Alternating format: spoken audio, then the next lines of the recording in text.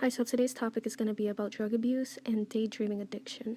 This topic has actually been for a long time coming, but my recording app has been having some problems, and I made a 12-minute long video, and then for some reason it just wouldn't download it. So then I thought I made it shorter, and I made it 6 minutes, and then that wouldn't work. So I'm going to try and make this as fast as possible, possibly under 5 minutes.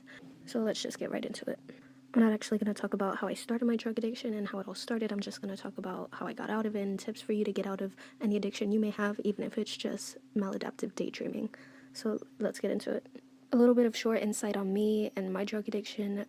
Basically, one day I failed a drug test after getting Baker acted, and basically they found out I was positive for a lot of hardcore drugs, including crack. Being that I had just turned 16, it did not fly by with my judge, and he ordered me into a program which is very hard to run away from.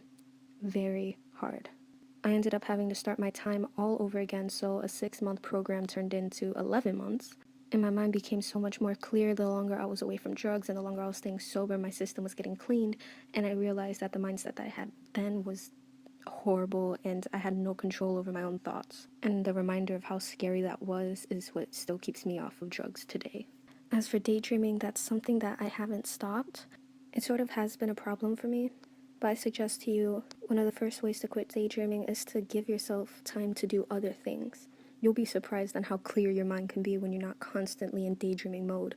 For me, I don't know if this is relatable to you, but when I've daydreamed for a long time and consecutively, like even for days in a row, even when I'm done and I'm not daydreaming, it seems that my mind is kind of 50% in daydreaming world and 50% in the real world, and it actually makes it really hard to concentrate on any jobs or responsibilities or work that I'm supposed to be doing.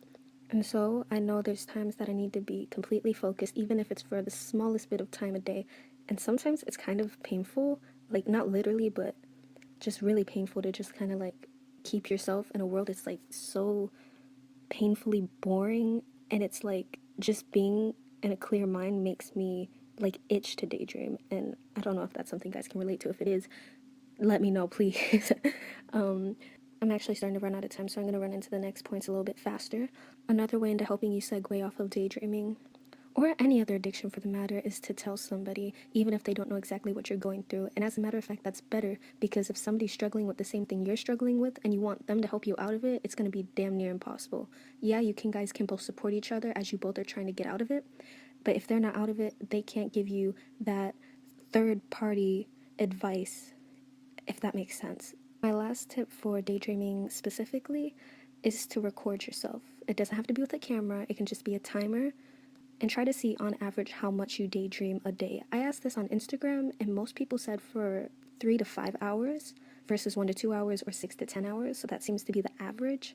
Personally, the most I'll do at a time is like maybe an hour or two, and in general, I think every day I do daydream about 3 to 4 hours. So first I used a stopwatch to see how long I would go for, then I started using a timer to kind of let me know, hey, at least breathe in between if you honestly can't tear yourself away from it. Obviously, there's no medication or treatment that you can undergo to quit daydreaming because, like it or not, right now it is just a psychological condition, not a disorder. But if it's that big of a problem, it is shown to be symptoms of other disorders, so definitely go talk to a psychiatrist if it's getting that bad. But if you just feel like you're doing it too much and you want to know how to, tone it down, here's some tips for you. I have more, so if you want to hear me say more, just let me know. My Instagram is mdd.problems, and I'm always open for suggestions or help. Just message me. I'm never doing nothing.